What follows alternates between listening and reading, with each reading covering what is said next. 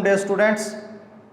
हम लोग chapter number 15 biology second year में डिस्कस कर रहे थे। हमारे प्रीवियस लेक्चर में ऑस्मोरेगुलेशन इन प्लांट्स के plants upon their external environment change कैसे अपने आप को मेंटेन करते हैं वाटर और सल्यूट के बैलेंस के हिसाब से।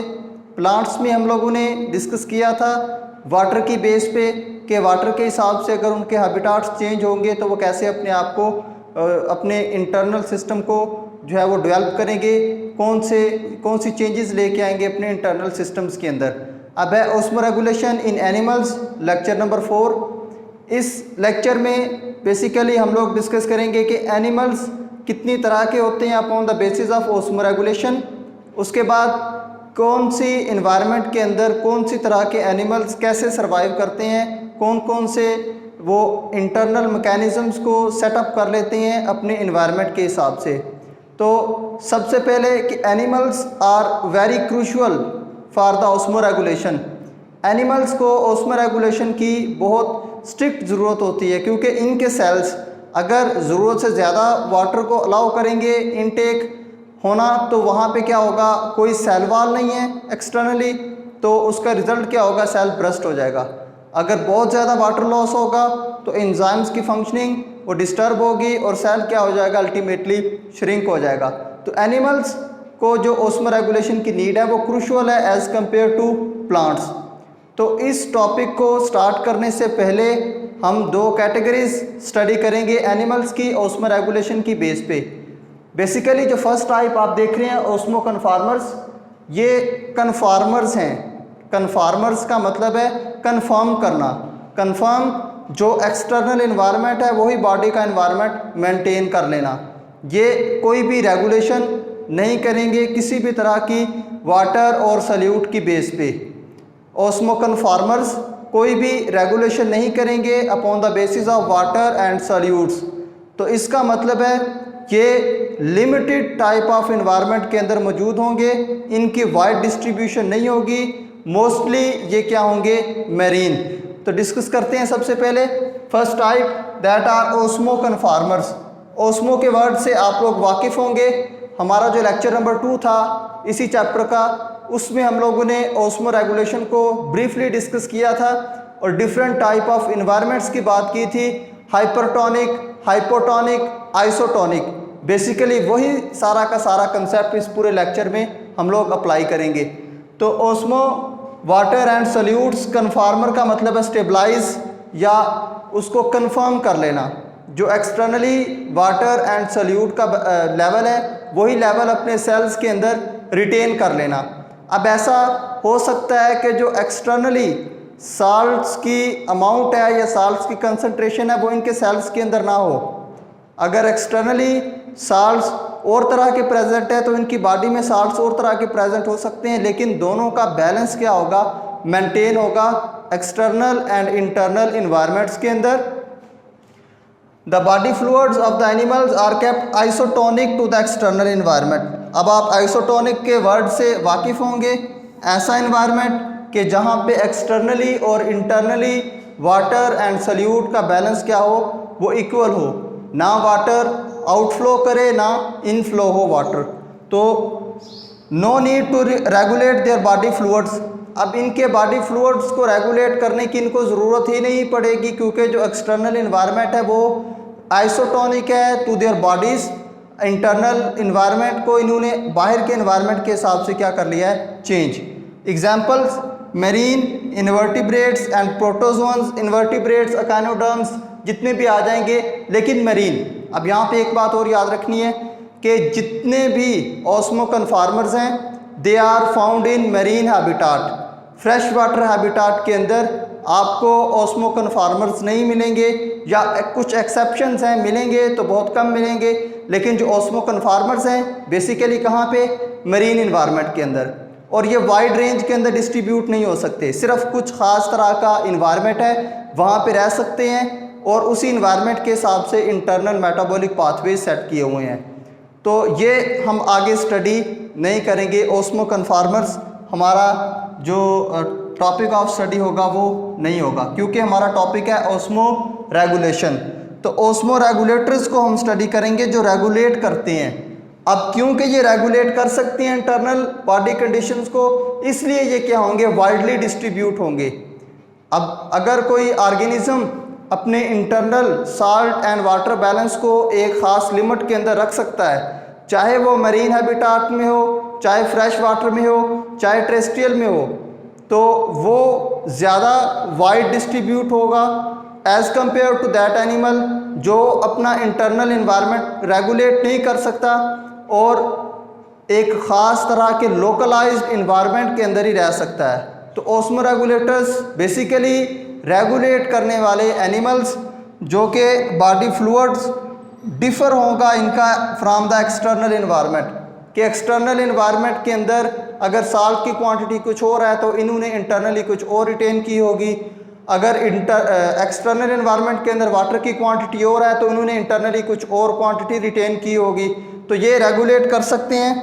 एक्टिवली एडजस्ट ऑस्मोटिक बैलेंस, अब वर्ड एक्टिवली आया, एक्टिव का मतलब है एनर्जी, यहाँ पे ये क्या करेंगे, एनर्जी का एक्सपेंस होगा, एनर्जी यूज़ करेंगे, एटीपी को यूज़ करते हुए, एनर्जी को यूज़ करते हुए ये क्या करेंगे, एडजस्ट करेंगे अपना इंटरनल ऑस्मोटिक बैलेंस। और इनको नो एक्सपेंस ऑफ एनर्जी, इनको नो एक्सपेंस, कोई भी एनर्जी एक्सपेंस नहीं होगा इनका, क्योंकि इन्होंने रेगुलेट नहीं करना, एनर्जी यूज़ होगी रेगुलेट करने के लिए, लेकिन इन्होंने किसी भी तरह की कोई भी जो कन्फार्मर्स हैं उन्होंने कोई भी रेगुलेशन नहीं करनी।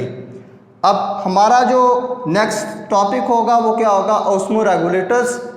अब कॉर्डेट्स, प्रोटिस्ट वगैरह ये एग्जांपल्स, कॉर्डेट्स जितने भी हैं सारे के सारे मोस्टली वो किस में आ जाते हैं, ओस्मो रेगुलेटर्स में। एक्सेप्शन देखेंगे मरीन के अंदर हैग फिशेस की। तो दो तरह का एनवायरनमेंट हम आज के लेक्चर में डिस्कस करेंगे, दोनों को कंपेयर करेंगे, marine and fresh water. Next जो लेक्चर होगा उसमें टेरेस्ट्रियल की भी बात करेंगे कि खुश्की में रहने वाले एनिमल्स कैसे रेगुलेट करते हैं अपनी बॉडी कंडीशंस को। तो सबसे पहले हम लोग मरीन हैबिटाट के अंदर जो ऑर्गेनिजम्स हैं उनकी बात करते हैं। Marine water animals, invertebrates are osmoconformers. जो मरीन में इनवर्टिब्रेट्स होंगे वो हम लोग पहले बात कर चुके हैं, वो क्या हैं, ओस्मो कन्फॉर्मर्स। इनको हम लोगों ने स्टडी नहीं करना। दीज आर ओस्मो कन्फॉर्मर्स, इनको कोई भी रेगुलेशन की ज़रूरत नहीं पड़ेगी।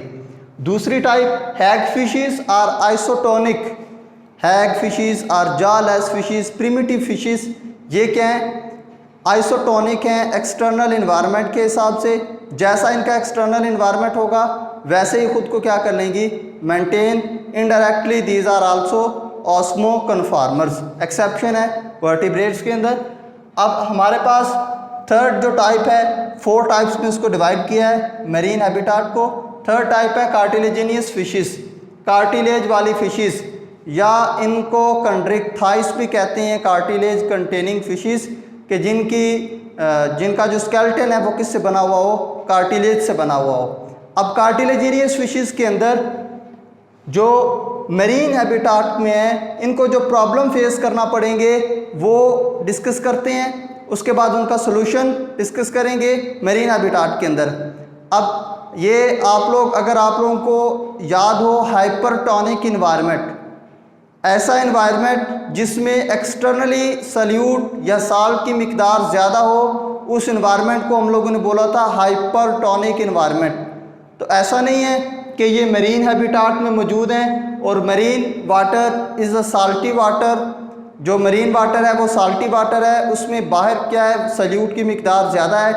तो ये उस इन्वायरमेंट के अंदर हैं जहाँ पे बाहर सल्यूट या साल्ट की इन्वायरमेंट जो कंसंट्रेशन है वो ज़्यादा है, मतलब बाहर का जो इन्वायरमेंट है वो क्या है, हाइपरटोनिक इन्वायरमेंट है। तो क्या होगा, जो हम लोगों ने हाइपरटोनिक इन्वायरमेंट के अंदर कंक्लूजन निकाला था वो क्या कंक्लूजन था, कंक्लूजन ये था कि वाटर क्या करेगा, मूव करेगा सेल से बाहर, और जो साल्ट्स वगैरह हैं वो क्या करेंगे, सेल के अंदर मूव करेंगे, सेल क्या हो जाएगा, अल्टीमेटली श्रिंक। कुछ वही केसेस इन फिशेस के साथ भी होगा कि वाटर लीव कर रहा है बॉडी को, जो इनकी बॉडी है यहाँ से वाटर क्या कर रहा है, लीव कर रहा है, वाटर मूव कर रहा है बाहर की तरफ, इन मरीन हैबिटाट, वाटर बाहर की तरफ मूव कर रहा है। दूसरी प्रॉब्लम जो ये फेस कर रही हैं, साल्ट्स कंटिन्यूसली एंटर हो रहे हैं इन देयर बॉडी, इनकी बॉडी में साल्ट्स एंटर हो रहे हैं from the marine habitat continuously. तो इन्होंने इस साल्ट से छुटकारा हासिल करना है और इस वाटर को बाहर जाने से रोकना है। दो प्रॉब्लम इनको फेस करने पड़ रहे हैं कि साल्ट्स कंटिन्यूसली इनकी बॉडी के अंदर एंटर हो रहे हैं और वाटर बाहर जा रहा है इनकी बॉडी से। तो इन्होंने कुछ ऐसे मैकेनिज्म सेट करने हैं कि उस साल्ट्स को रोकें बाहर जाने से, वाटर को बाहर जाने से रोकें और साल्ट्स को क्या हो, अंदर आने से रोकें। तो कार्टिलेजिनियस फिशिस में सबसे पहले अडाप्टेशन जो होंगी, इनका जो इंटरनल इन्वायरमेंट होगा वो उसको हाइपरटोनिक बना लेंगी as compared to sea environment, जो सी या मरीन इन्वायरमेंट होगा। ये अभी आगे चल के देखते हैं हाइपरटोनिक ये कैसे बनाएंगी। अब प्रोड्यूस कंसनट्रेटेड यूरन, ये कंसनट्रेटेड यूरन प्रोड्यूस करेंगी, ऐसा यूरन जिसके अंदर वाटर की मिकदार बहुत कम हो और साल्ट्स की मिकदार क्या हो, बहुत ज़्यादा हो। ऐसे सोल्यूशन को क्या बोलेंगे, कंसनट्रेटेड यूरन, क्योंकि साल्ट्स को रिमूव करना है फ्रॉम देयर बॉडी। अब ये ऐसे मैकेनिज्म सेट करेंगी कि साल्ट्स को बाहर अपनी बॉडी से क्या करेंगी, रिमूव करेंगी। तो पहली जो अडाप्टेशन वो थी हाइपरटोनिक इन्वायरमेंट को मेंटेन करना, वो यूरिया के अंदर हम लोग डिस्कस करेंगे। और उसके बाद produce concentrated यूरन, concentrated urine produce करना, कंसनट्रेटेड। रेक्टल ग्लैंड्स, इनके अंदर ख़ास तरह के ग्लैंड्स मौजूद हैं, रेक्टल ग्लैंड्स। आपकी बुक के अंदर इतनी डिस्क्रिप्शन नहीं दी गई रेक्टल ग्लैंड्स की, थोड़ा सा उसके बारे में बताता चलता हूँ। बेसिकली लास्ट पोर्शन जो होता है लार्ज इंटेस्टाइन का, उसको बोलते हैं रेक्टम। रेक्टम के साथ ही ये एसोसिएट होते हैं ग्लैंड्स, इसलिए उनको नाम देते हैं रेक्टल ग्लैंड्स का। इनका काम होता है कि आइंस को, डिफरेंट टाइप ऑफ जो आइंस हैं उनको ये क्या करते हैं, बॉडी से एक्सपेल करने में हेल्प आउट करते हैं। तो रेक्टल ग्लैंड्स बेसिकली ये क्या होते हैं, साल्ट्स सिक्रीटिंग ग्लैंड्स, साल्ट्स को सिक्रीट करते हैं फ्रॉम द बॉडी से रिमूव कर देते हैं साल्ट्स को। उसके बाद गिल्स एक्टिवली सिक्रीट साल्ट। अब ऐसा होगा कि वाटर कंटिन्यूसली एंटर हो रहा होगा इनकी बॉडी में, रेस्पिरेशन के लिए गिल से क्या हो रहा होगा, रिमूव। तो जैसे ही ये वाटर गिल से रिमूव होगा, ये उस वाटर के साथ क्या करेंगी, जो बॉडी में साल्ट्स बाहर से आ रहे हैं उन साल्ट्स को क्या करेंगी, उन आइंस को क्या करेंगी, इसी वाटर के साथ बाहर भेज देंगी। लेकिन एक्टिवली, एनर्जी के एक्सपेंस पे। एक्टिव क्यों होगा, क्यों एक्टिव होगा, एक्टिव इसलिए होगी ट्रांसपोर्ट क्योंकि बाहर पहले ही साल्ट की मिकदार क्या है, ज़्यादा सी वाटर में। अगर साल्ट की मिकदार बाहर कम होती फिर एनर्जी का एक्सपेंस नहीं करना पड़ना था। अब ये एनर्जी का एक्सपेंस करके क्या कर रही हैं, साल्ट्स को एक्सपेल कर रही हैं फ्रॉम देयर बॉडी। उसके बाद जो अडाप्टेशन हम लोग डिस्कस कर रहे हैं, retain urea in their body. अब अगर ये कुछ ऐसा मैकेनिज़्म सेट कर लें कि बाहर तो साल्ट की मिकदार ज़्यादा थी, अगर अंदर भी साल्ट की मिकदार ज़्यादा कर लें तो इनको आसानी हो जाएगी कि ये जो वाटर बाहर जा रहा है इससे ये बच जाएंगी और साल्ट भी अंदर आ, क्योंकि साल्ट का अगर इंटरनली लेवल बाहर के बराबर हो जाए तो साल्ट बाहर से अंदर नहीं आएंगे। अब वो वाले साल्ट नहीं होंगे जो बाहर सी वाटर में हैं, ये साल्ट्स और होंगे, ये बेसिकली यूरिया होगा। लेकिन यूरिया तो हार्मफुल होता है ना हमारी बॉडी के लिए, किसी भी लिविंग ऑर्गेनिज्म की बॉडी के लिए, क्योंकि मेटाबॉलिक वेस्ट है। तो यूरिया तो जो प्रोटीन्स हैं उनको डीनेचर कर देगा। तो यूरिया को डिटॉक्सिफाई करने के लिए इनके पास एक और तरह का केमिकल मौजूद होता है जिसको बोलते हैं TMO, ट्राई मिथाइलिन ऑक्साइड।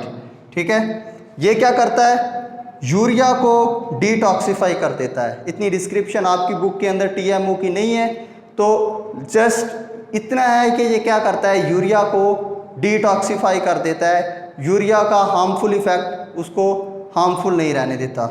तो और एक बात और याद रखनी है इन कार्टिलेजिनियस फिशेस के बारे में। एग्जांपल्स हम लोग मोस्ट फेमस इसमें कोट कर लेते हैं शार्क्स, कि ये कार्टिलेजिनियस फिशेस ये पानी नहीं पिएंगी, they do not drink water.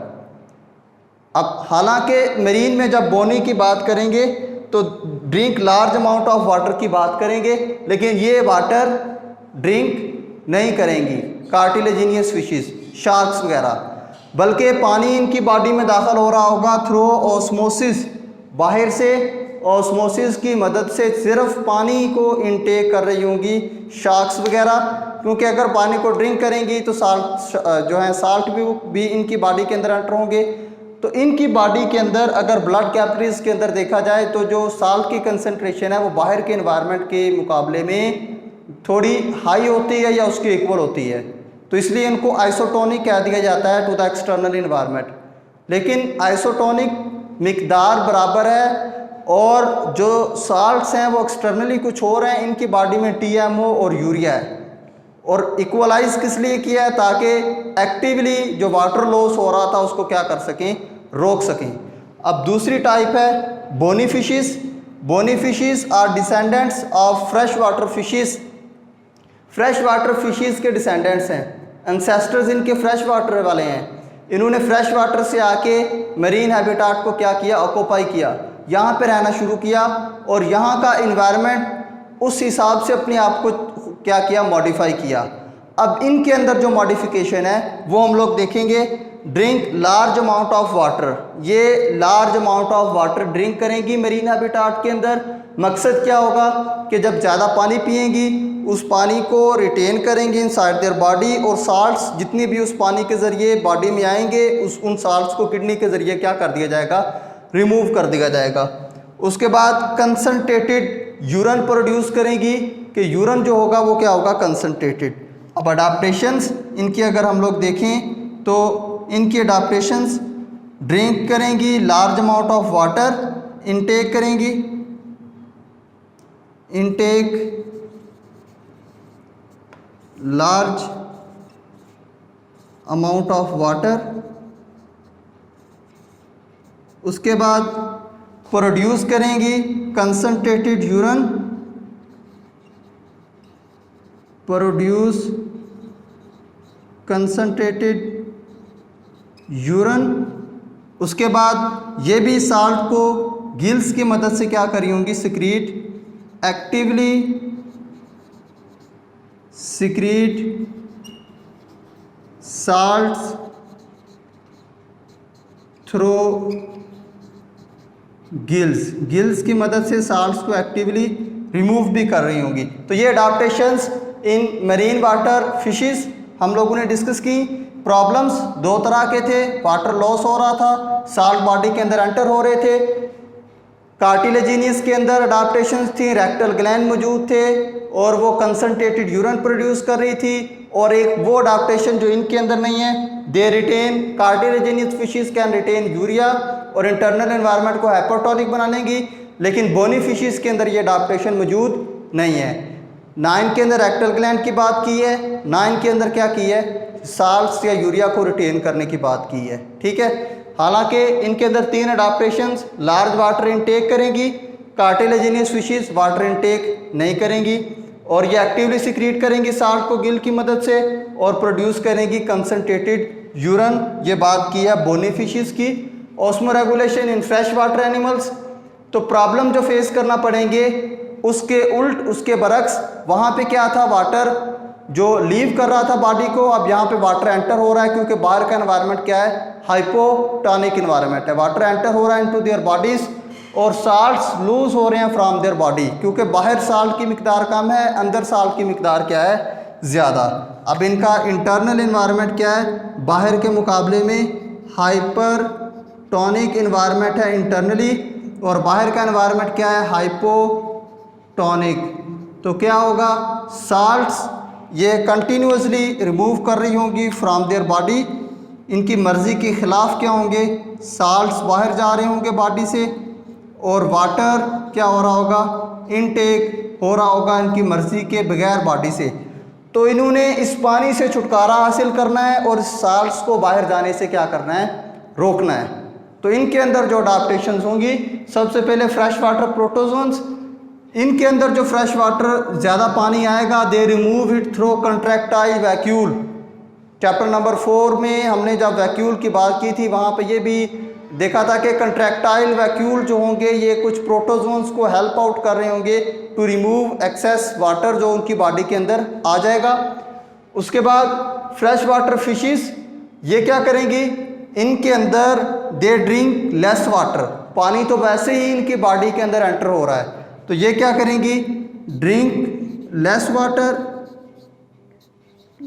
Water को इनटेक करेंगी। उसके बाद produce large amount of dilute urine. अब यहाँ पे लार्ज अमाउंट में डाइल्यूट यूरिन प्रोड्यूस हो रहा होगा, डाइल्यूट यूरिन। उसके बाद actively intake salt through gills. अब वहाँ पे गिल्स की मदद ली जा रही थी साल्ट्स को रिमूव करवाने में, यहाँ पे गिल्स की मदद ली जा रही है साल्ट्स को इनटेक करने में। गिल्स की मदद से साल्ट्स को एनर्जी एक्सपेंस करके क्या करेंगे, ये इनटेक करेंगे एटीपी यूज़ करके एक्टिवली। उसके बाद intake food that contain salts, ऐसी फूड इनटेक करेंगे जिसके अंदर क्या होगा, साल्ट। तो ये अडैप्टेशंस आप लोगों ने याद रखनी है। और एक बात, यहाँ पे जो यूरिन प्रोड्यूस हो रहा होगा वो स्कैंटी अमाउंट में, थोड़ी मिकदार में, क्योंकि कंसनट्रेटेड यूरिन है। और यहाँ पे जो यूरिन प्रोड्यूस हो रहा है फ्रेश वाटर जो फिशेस हैं उनके अंदर, वो क्या है, लार्ज अमाउंट में डाइल्यूटेड यूरिन। ये थी कुछ जनरल डिस्कशन। अब के ऑस्मोरेगुलेशन ने एनिमल्स को अलाउ किया कि वो डिफरेंट लैंड हैबिटाट्स को ऑक्यूपाई कर सकें।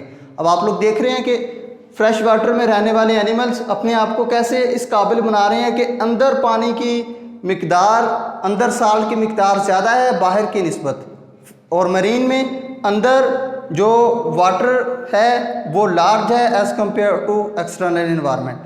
वहाँ पे साल्ट ज़्यादा है बाहर की निस्बत, यहाँ पे बाहर की निस्बत पानी अंदर ज़्यादा रिटेन किया हुआ है, अपने आप को बाहर के हिसाब से क्या किया हुआ, रिटेन।